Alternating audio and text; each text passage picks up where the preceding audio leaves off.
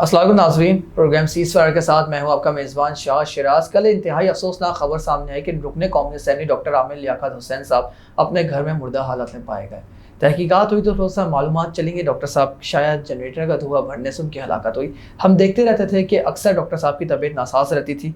हाँ, उन डॉक्टर साहब जो है आए दिन अस्पताल में एडमिट होते रहते थे, उनको दिल की परेशानी में मुब्तला रहते थे। डॉक्टर साहब के करियर की बात की जाए तो एक मुकम्मल करियर था। छोटी सी उम्र में डॉक्टर साहब ने शोहरत की, तारीफ़ों की बुलंद तरीन सतह पर वो पहुँच गए थे। छोटी सी उम्र में पाकिस्तान की सबसे छोटी उम्र में मुंतखब होने वाले वो पहले नेशनल असम्बली के रहनुमा थे। इसके साथ साथ डॉक्टर साहब जो हैं, होस्टिंग के हवाले से हो या सहाफ़त के हवाले से हो, सियासत हो या कोई और शोबा हो, डॉक्टर साहब ने जो है अपने करियर में बहुत शोहरत हासिल की। हर चीज़ को एक नए अंदाजे से लगा। एक ट्रेंड सेटर उनके बारे में कहा जाए वो बिल्कुल इस तरह से थे। डॉक्टर साहब जो है, जो रमज़ान ट्रांसमिशन आप लोग ने रमज़ानों में देखते हैं अपने टीवी पे, डॉक्टर आमिर लियाकत हुसैन साहब ने उसकी जो है बुनियाद रखी थी। वो डॉक्टर आमिर लियाकत हुसैन साहब थे जिन्होंने रमज़ान ट्रांसमिशन की बुनियाद रखी थी। मगर डॉक्टर साहब की जो उनकी ज़िंदगी काफ़ी नज़र डाली जाए तो उनकी ज़िंदगी काफ़ी ज़्यादा तनाज़ात का शिकार भी रही। जितनी ज़्यादा उन्होंने शोहरत हासिल की, 2016 के बाद से उनकी ज़िंदगी में काफ़ी ज़्यादा मुतनाज़ होने लगी। उन्होंने 2018 में पाकिस्तान तहरीक इंसाफ ज्वाइन की थी। उन्होंने कहा था ये मेरी आखिरी जमात होगी, आखिरी सांस तक मैं पाकिस्तान तहरीक इंसाफ में रहूँगा, और बिल्कुल ऐसा ही हुआ। वो तहरीक इंसाफ के रहनुमा की हैसियत से इस दुनिया से चले गए। डॉक्टर साहब की ज़िंदगी में बात किया, काफ़ी ज़्यादा तनाज़ात थे। 2016 के बाद जो हम जैसे चाहने वाले थे वो कहते थे कि डॉक्टर साहब को क्या हो गया, अजीब अजीब वो ट्रेंड सेट कर रहे थे। वो आप सब देखते रहते हो, मीम्स भी काफ़ी ज़्यादा बनाए जाते थे। मगर जो तीसरी शादी उन्होंने की थी 2018 में, उन्होंने दूसरी शादी की थी सैयदा तूबा अनवर के साथ। मगर जो तीसरी शादी सैयदा दानिया शाह के साथ की थी, उससे उन्हें काफ़ी ज़्यादा नुकसान पहुंचा। मालूम होता है कि उनकी कुछ फुटेजेस वायरल हुई, पुराना उनकी वीडियोस थी वो वायरल हुई। जब से वो वायरल हुई वो काफ़ी ज़्यादा ज़हनी दबाव का शिकार थे। मेरे खुद उनसे रब्ता हुआ डॉक्टर साहब का। कल मैंने अपने सोशल मीडिया अकाउंट पे वो ट्वीट भी की थी, वो वीडियो उनके साथ जो बात हुई थी। वो सियासत में तो नाराज़ थे ही थे पाकिस्तान तहरीक इंसाफ की कारकर्दगी से, मगर अपनी ज़िंदगी को लेकर काफ़ी ज़्यादा डिप्रेस थे। तो हुआ क्या, ये डिप्रेशन हो रहा है, जो लोगों की वीडियोस वायरल हो जाती है। तो आज का पूरा प्रोग्राम इसी पे बात करेंगे। मेरे साथ माहिर नफ्सियात डॉक्टर अन्नम अली मौजूद है। मैम, कल हमने देखा कि जिस तरह से जो है डॉक्टर आमिर लियाकत हुसैन साहब की एक हलाकत, जो उनकी मौत वाक़ई हुई, मालूम होता है वो काफ़ी ज़्यादा ज़हनी दबाव का शिकार थे। ऐसे बहुत से हमने केसेस देखेंगे जिन लोगों की वीडियोस वायरल हो जाती है, जैसे राबी पीरज़ादा का केस आपके सामने था। ऐसे बहुत सी ख़वातीन हों या मर्द हों जो वीडियोस वायरल होने के बाद एक डिप्रेशन में मुब्तला हो जाते हैं। तो इससे डील कैसे किया जाए? अच्छा, सबसे पहले तो शिराज आपका बहुत थैंक यू कि आपने मुझे इनवाइट किया टू टॉक अबाउट बड़ा इम्पोर्टेंट इम्पोर्टेंट फैक्टर है ये। लेकिन उससे पहले, आपके सवाल से पहले मैं एक जवाब आपको देना चाहती हूँ कि हमारे मुल्क में अगर आप बतदरीज देखो तो मेंटल हेल्थ का जो मसाइल हैं वो मर्दों में भी और औरतों में भी बढ़ते चले जा रहे हैं। उसके बहुत सारे रीजंस हैं। हम उसको सिर्फ एक जगह पर स्पेसिफाई नहीं कर सकते। हम पहले भी इसके ऊपर बहुत जगहों पर, आप देखें, बहुत सारे प्लेटफॉर्म पर लोग बात करते हैं कि खवातीन में और मर्द में बढ़ता हुआ मेंटल हेल्थ, डिप्रेशन, स्ट्रेस का जो रुझान है वो क्यों हो रहा है, जिसमें एक बहुत बड़ा फैक्टर जो है वो सोशल मीडिया और मेरा और आपका जरूरत से ज्यादा जो हमने मीडिया से स्क्रीन टाइम लिया हुआ है उसका भी मुदाखलत है। तो अगर आप मुझसे पूछोगे तो जहां पर बायोलॉजिकल, फिजिकल या मेंटल इश्यूज हैं जो कि जाहिर है माहिर नफ्सियात टेस्ट के बाद पता करते हैं मर्दों या खवातीन में अगर ये चीज हो रही है, उसके साथ साथ जो मेरे और आपके एनवायरमेंटल फैक्टर्स हैं वो बहुत इंपॉर्टेंट रोल प्ले कर रहे हैं, हम सब की मेंटल हेल्थ को इफेक्ट कर रहे हैं। तो मैम, ये जो पूरा हमने देखी डॉक्टर आमिर लियाकत हुसैन साहब की जो एक पूरा जो उनका करियर था, काफ़ी ज़्यादा मुतनाज़ा भी रहा, उन्होंने काफ़ी ज़्यादा शोहरत भी कमाई। एक ऐसा इंसान जिसको किसी चीज़ का फ़र्क नहीं पड़ता हो, वो इतना स्ट्रांग हो, बिल आखिर उसकी कुछ फुटेजेस वायरल होती हैं, वो इतना ज़्यादा डिप्रेस हो जाता है कि सब उसको छोड़ देते हैं। हम भी बात करें, आप जैसे, हम जैसे, बहुत से ऐसे लोग थे जिन्होंने उनकी वीडियो शेयर की, हम उन्होंने मजाक उड़ाया। इस हद तक उस लोगों को जाने, उन्होंने जो आखिरी वीडियो पोस्ट की थी उसमें भी लोग कहते हैं ये आदमी नाटक कर रहा है, नौटंकी कर रहा है। तो ऐसे जो बंदे को, जो ये फेस जो आता है इंसान से, तो बंदे के साथ क्या होगा फिर? ये उसका अंजाम होना चाहिए फिर तो। अच्छा, पहली बात तो ये कि ये बहुत अहम मौजू है और बहुत सेंसिटिव भी बात है जो शिराज आप मुझसे इस वक्त पूछ रहे हैं। उसकी वजह ये है कि पहली चीज तो ये कि मैं आपके प्लेटफॉर्म से, इसमें कोई शक नहीं है कि आमिर लियाकत साहब की जब हमने इंतकाल की खबर सुनी, या उनके अलावा भी अगर आप पीछे पास में देखो, ऐसे बहुत सारे हमें सेलिब्रिटीज या बहुत सारी ऐसी फेमस पर्सनैलिटीज हमें नजर आएंगी जो कहीं ना कहीं किसी ना किसी मेंटल इंतशार का शिकार हुई। गो के वो फेमस थी, गो के उनको फेम था, उनके पास किसी चीज की कमी नहीं थी, लेकिन समहाउ somehow کہیں نہ کہیں ان کی ذہنی صحت پریشان تھی اور جس کی وجہ سے کہیں نہ کہیں اسٹریس بھی ان کی موت کا ذمہ بنی. بے شک اللہ سبحانہ وتعالیٰ کی طرف سے موت تو برحق ہے, لیکن پہلے تو اس بات پر ہم سب کو ہی بہت تکلیف ہے, دکھ ہے, اللہ تعالیٰ ان کی مغفرت فرمائے.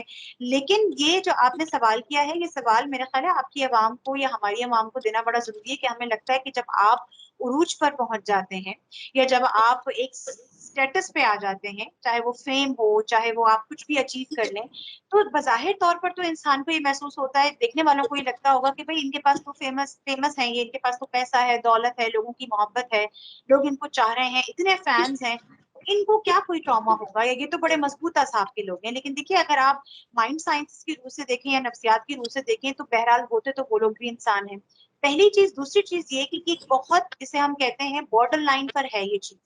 اسی لیے ہمیشہ کہا جاتا ہے کہ اگر آپ فیمس ہونے کے لیے, اگر آپ مشہور ہونے کے لیے, اگر آپ دیکھیے ابھی اتنی ساری اپلیکیشنز آ گئی ہیں جہاں پر لوگ 2 دن میں 3 دن میں فیمس ہونے کے لیے نہ جانے کچھ کرتے ہیں, یہ ہو تو جاتا ہے, لیکن میرے اور آپ کے دماغ کو, ہماری ایگو کو پھر اس شہرت کا, اس عروج کا ایک طرح سے آپ سمجھیے ایڈکشن ہو جاتی ہے, اور پھر وہ شخص جو کہ ایک لیول پر آ کر سب کچھ اچیو کر گیا ہو, اس کے اندر جتنا زیادہ فیئر بیٹھے گا نا, اتنا فیئر ایک عام شخص کو نہیں ہوگا. عام شخص کی گاڑی جائے گی, نوکری جائے گی, اس کو دکھ ہوگا, لیکن اس کے لیے وہ اتنا بڑا ایک کیٹاسٹروفک چیز نہیں ہو جائے گی اس کے برین میں.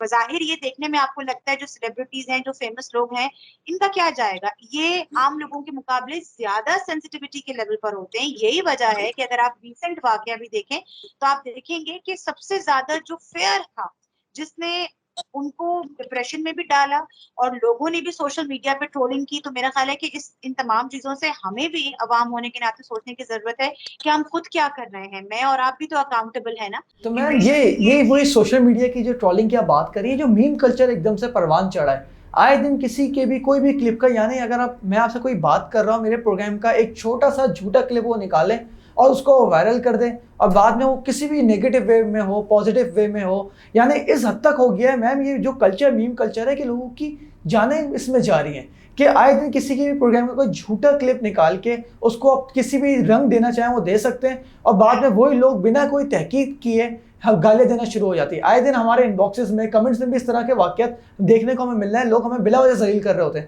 تو میم یہ جو عوام کی جو ذہنیت جو جا رہی ہے اس طرف, اس کو کیسے سلجھایا جائے؟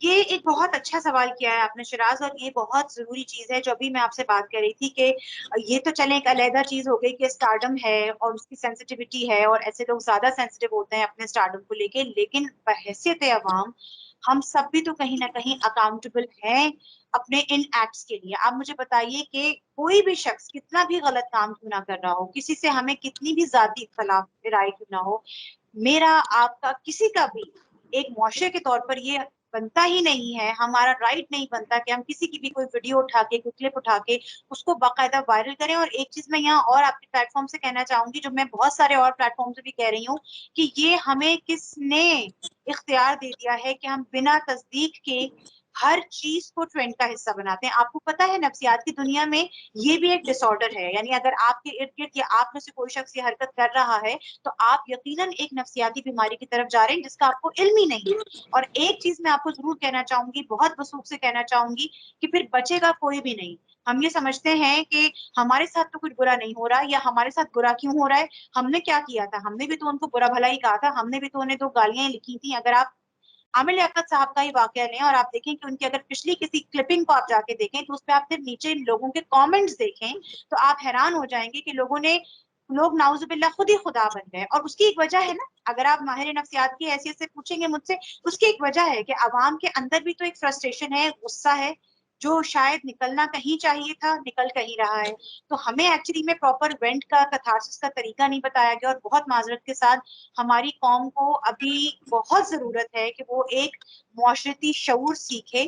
کچھ ایتھکس ہوتی ہیں جو مورل ایتھکس ہوتی ہیں, جس میں میرا آپ کا کسی کا بھی رائٹ نہیں بنتا. میں تو بلکہ یہ تک کہوں گی اگر آپ کے سامنے کوئی ایسی ویڈیو, ایسی کلپنگ آ بھی گئی ہے تو بھی بحیثیت انسان, بحیثیت مسلمان, بحیثیت پاکستانی, میری آپ کی ذمہ داری ہے کہ ہم اس کو فوراً ڈیلیٹ کر دیں. بلکہ اس کو ہم تو باقاعدہ اس کو سمجھتے ہیں اپنا حق اور فرض کہ ہم اس کو شیئر کریں, تو پھر اس چیز سے ہم بچیں گے نہیں. اور یہ جو ہمارے پر آفات آتی ہیں, ہم پریشان ہوتے ہیں, بیماریاں آتی ہیں, اس کے لیے پھر پریشان نہ ہوں. ہمارے نفسیات کے پاس نہ جائیں کہ میرے ساتھ کیا ہو رہا ہے, میں نے تو کسی کا کچھ برا نہیں کیا. اکاؤنٹیبل ہوں کہ کہیں ایسا تو نہیں کہ میں نے کسی کی ٹرولنگ کر دی ہے, کہیں ایسا تو نہیں میں نے بغیر جانے کسی کو برا بھلا کہہ دیا ہے. وہی چیز, کیونکہ اللہ سبحانہ و تعالیٰ سب کے رب ہیں, میں اور آپ فیصلہ نہیں کر سکتے. تو میرا خیال ہے کہ جو یہ واقعہ ہوا ہے شراز, یہ ایک طرف تو دکھ کا باعث بھی ہے, ایک طرف تو عروج اور زوال کی کشمکش کی کہانی بھی ہے, کہ میں اور آپ بیٹھ کے اب اسیس کریں کہ کیا عروج ہے اور کیا زوال ہے, اور اللہ سبحانہ و تعالیٰ ہم سب پر اپنا رحم فرمائے. لیکن یہ ایک چیز اور بھی میری اور آپ کی طرف انڈیکیشن کرتی ہے, وہ ہے اکاؤنٹیبلٹی.